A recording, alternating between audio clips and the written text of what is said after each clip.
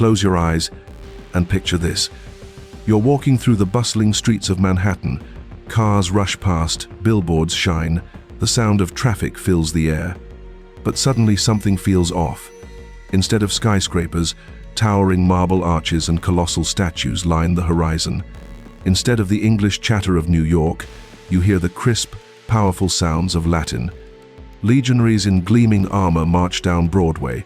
An eagle standard waves in the wind, not the stars and stripes. This isn't New York. This is Nova Roma. Because, in this world, the Roman Empire never fell. In our history, Rome collapsed in the 5th century. Barbarians breached its borders, corruption rotted its core, and centuries of instability plunged Europe into the so-called Dark Ages. Knowledge was lost, roads decayed, trade crumbled. Civilization, in many ways, had to start over. But what if it didn't? What if Rome had survived the invasions? What if emperors had reformed the system, curbed corruption, embraced innovation?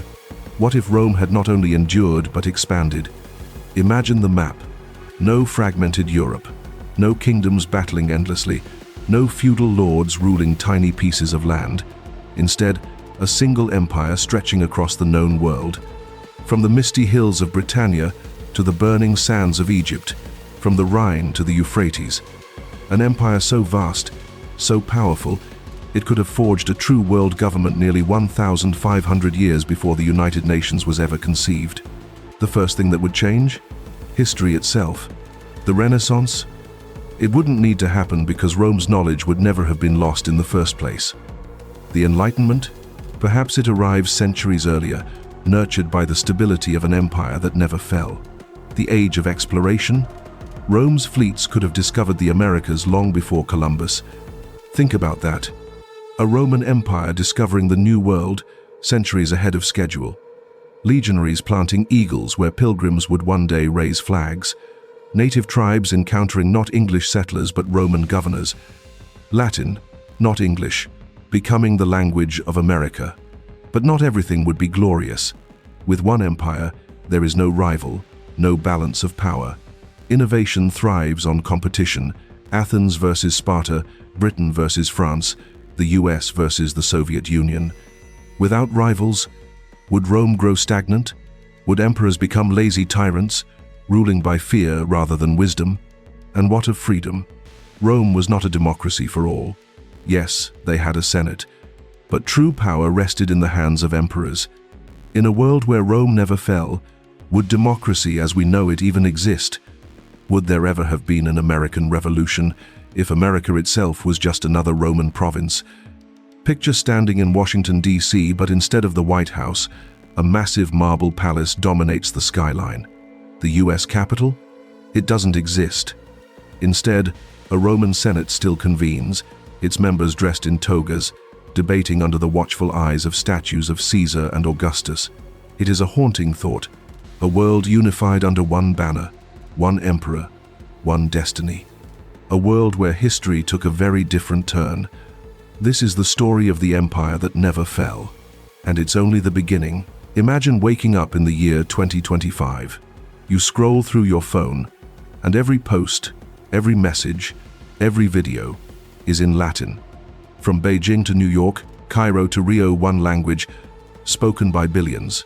No need for translation apps, no lost in translation moments. Humanity, for the first time, truly connected by a single tongue. That's the world of an eternal Rome. Language shapes thought. It's the lens through which we see the world. In our timeline, hundreds of languages splintered civilizations. They carried unique poetry, philosophies, and ways of thinking. But they also built barriers. Trade slowed. Ideas spread unevenly. Wars erupted from misunderstanding. But under Rome, Latin would have remained the universal language, not just for law or the elite, but for everyone. Think about it. A merchant in China could negotiate directly with a farmer in Africa. A philosopher in South America could debate with a scientist in Europe centuries before the internet was invented. This alone could have advanced human progress by hundreds of years. But a single language is more than convenience. It's power. When one empire dictates the words people use, It dictates the thoughts people have. The Roman legal system, the Roman way of describing gods, justice, even family, all of it, would dominate human consciousness. Over centuries, the richness of cultural diversity might wither. Greek, Egyptian, Celtic, Germanic, all swallowed by the Latin tide. Yes, humanity would be united, but at what cost? Consider literature. Today, we treasure Shakespeare in English, Cervantes in Spanish, Tolstoy in Russian. Each carries a flavor born from its language. But in a Latin world, would all voices sound the same? Would human creativity be dulled, shaped only by the Roman mold? And what of religion? Christianity spread through Rome, but what if other faiths never had the space to grow? Islam, Hinduism, Buddhism, perhaps suppressed, perhaps forced to adapt into Roman forms. A global monoculture, familiar, yes, unified, yes, but maybe frighteningly uniform. Still, there is an undeniable allure. Think of how many conflicts might have been avoided if words united us instead of divided us. No centuries of bloody nationalism, no endless wars fueled by identity, perhaps no Holocaust, no world wars. Instead, a world where communication built bridges, not walls. Yet beneath that dream lies the shadow. A single voice is also a single master. With one language, one empire, one truth, what happens to freedom? You stand in a classroom in this alternate world. Children from every continent chant their lessons in Latin. Their textbooks bear the seal of the Roman eagle. Their history, written only by the victors. Their future, dictated by the empire. It's a haunting paradox. Unity, but at the price of individuality. Progress, but only along the Roman path. The question lingers.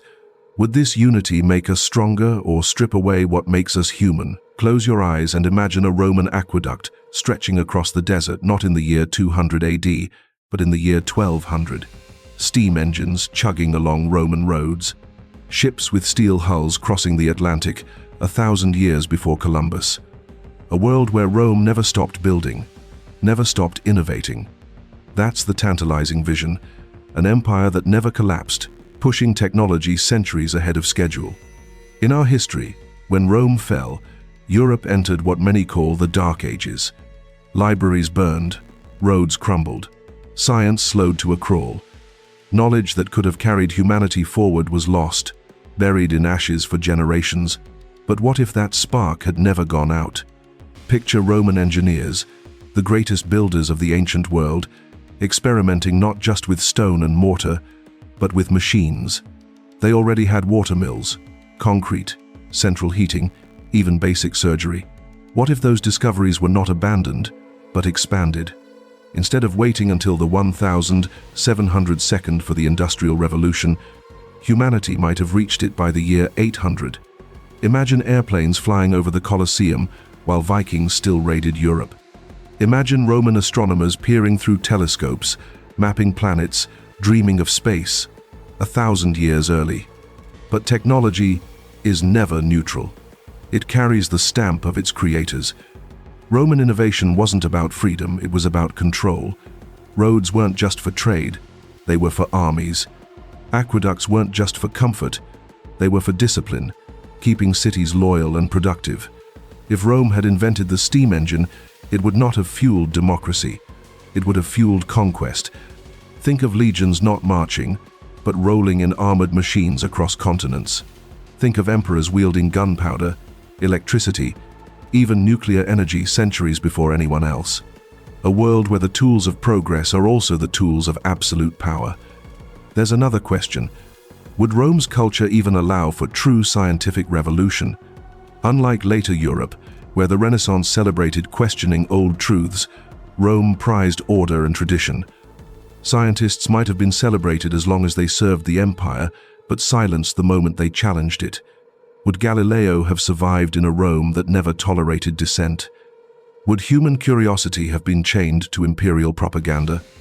It's possible that technology would leap forward, but philosophy, freedom, and science itself could remain stagnant. Advanced machines in the hands of ancient thinking.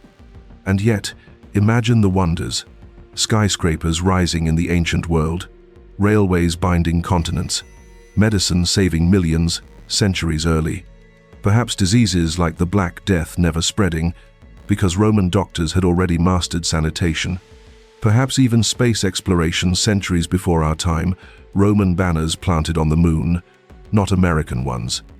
It is a thrilling, terrifying vision, a humanity more advanced than ours, but living under a single, unbroken empire. The question lingers: would science have made us gods or prisoners with better tools? Imagine a Senate that never closed its doors, the marble halls of Rome still echoing with debate 2,000 years later. Senators in crimson robes arguing not just about grain taxes in Sicily, but about colonies on distant continents. An empire where politics never collapsed into feudal kingdoms or fractured nations, but grew, absorbed, and expanded. This is the world of an eternal Rome. But what kind of politics would rule it? Rome was never a pure democracy. Yes, the Republic gave citizens a voice, but only some citizens: the wealthy, the connected, the powerful. Over time, the Republic gave way to emperors, men who wielded power like gods: Augustus, Trajan, Marcus Aurelius, and later, Caligula, Nero, Domitian. Brilliant rulers and monsters alike, but always the same truth. Rome was built on hierarchy, not equality. If Rome had endured, democracy as we know it might never have been born. No American Revolution, no French Revolution, no Declaration of Human Rights. Instead, a global political system ruled from a single capital, where loyalty to the empire mattered more than individual freedom. But empires evolve. To govern billions across continents, Rome would have needed new forms of administration. Think about it. Governors in Africa, Asia, the Americas, all answering to the emperor, a bureaucracy so vast it would dwarf even modern governments. Roman law codes might have become the foundation of global justice. Roman bureaucracy might have standardized everything from taxes to military service. It sounds efficient, but it also sounds suffocating. Because the empire was never built for freedom, it was built for stability. And stability comes at a cost. Political dissent in this eternal Rome, crushed. Rebellions in distant provinces, met with overwhelming force. Even today, our world is shaped by nations competing, arguing, and even fighting out of that chaos. Ideas like liberty and self-determination were born. But under Rome, competition would vanish. No rival nations, no alternative visions, only one empire, one system, one ruler. Would humanity be safer or trapped under eternal order? Now imagine how succession might have worked. In our history, Roman emperors often fell to intrigue, assassination, or civil war. If Rome endured, would politics stabilize into something like a dynasty, passed like a crown from father to son? Or would Rome have developed something closer to today's superpower leadership emperors elected by the Senate, chosen for loyalty rather than vision? A chilling thought. Power that never left the imperial throne. Generation after generation, one family or one senate controlling the fate of the world. And yet, politics is never just control. It is also imagination. Rome might have become more than an empire. It might have transformed into a true federation of provinces, each with voices in a global senate. Imagine representatives from China, India, Africa, and the Americas debating laws in Latin, a global parliament centuries before ours. Would that be tyranny or the first real-world government? The paradox deepens. Eternal Rome could have given us unity, stability, and global law. But it might also have crushed freedom, silenced nations, and erased the messy, painful, chaotic birth of democracy. So we are left with the question: in politics, is it better to have peace under a single empire or freedom in a divided world? Picture it. The streets of Rome, not in ruins, but alive. The Colosseum still packed with roaring crowds, but no longer a relic, an entertainment hub of a living empire. Marble statues, frescoes, and mosaics not preserved in museums, but created every day, filling the empire with beauty and propaganda alike. This is daily life in an eternal Rome. Roman culture was a machine of influence. Language, architecture, art, all designed to unify millions under one identity. Latin was not just a language, it was a weapon of assimilation. In our timeline, Latin faded into French, Spanish, Italian, Portuguese. But in this alternate world, Latin might never have died. Instead, imagine a global population speaking one tongue, united by the rhythm of Roman speech. A world where business, politics, even love poems were written in the same words. And with language comes culture. Roman architecture already stretched across Europe, Africa, and the Middle East. But what if it never stopped? Imagine skyscrapers built not in steel and glass, but in marble and columns. Imagine highways of stone stretching across America centuries before Columbus. Temples and amphitheaters in Africa, Asia, and beyond, all glowing with torches, filled with Latin inscriptions. But Rome's art was never just beauty, it was control. Murals and statues glorified emperors. Public games distracted the masses. Bread and circuses, the Romans said, were enough to keep the people loyal. Now imagine this tactic in a modern world. Instead of Netflix or Hollywood, the empire's propaganda machines would dominate entertainment. Gladiatorial combat could evolve into vast sporting spectacles broadcast across continents, watched by billions.